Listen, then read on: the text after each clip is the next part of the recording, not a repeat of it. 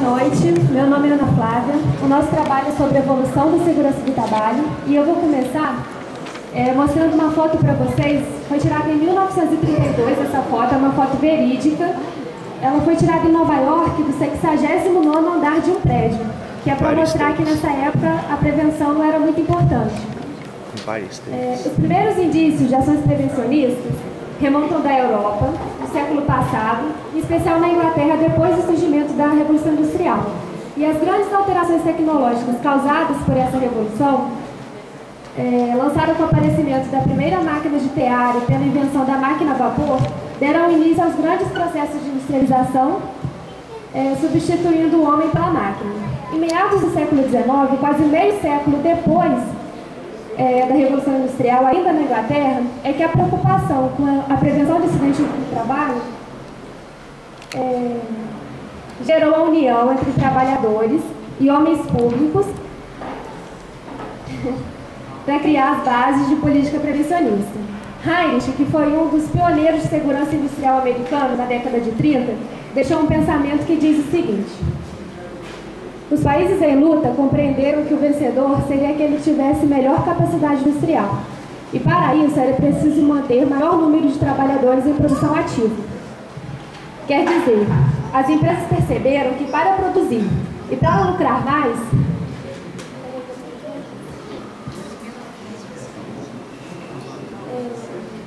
era necessário ter os trabalhadores na ativa mesmo, sem acidentes. No Brasil, nos anos 70, surge a figura do engenheiro do trabalho, só que a visão que eles tinham era apenas corretiva e não de prevenção. A primeira lei mesmo no Brasil contra acidentes surgiu em 1919 e impunha regulamentos ao setor ferroviário.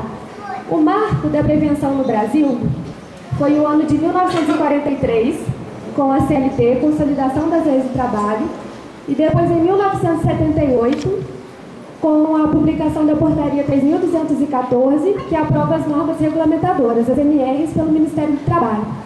E essas normas, elas abordam vários problemas relacionados ao ambiente de trabalho e a saúde do trabalhador mesmo. Assim, o Brasil teve garantido, a partir desse ano, uma legislação nacional que era a favor dos trabalhadores. Mas o que seria segurança do trabalho? Segurança do trabalho é um conjunto de medidas que são adotadas para minimizar os acidentes de trabalho, as doenças ocupacionais e preservar a integridade física do trabalhador. E acidente do trabalho, o que é? Acidente é o que ocorre no exercício do trabalho, serviço da empresa, causando lesão, perturbação funcional que cause a morte, perda ou redução do trabalho. Os acidentes se classificam em com afastamento, sem afastamento, de trajeto, danos materiais e meio ambiente.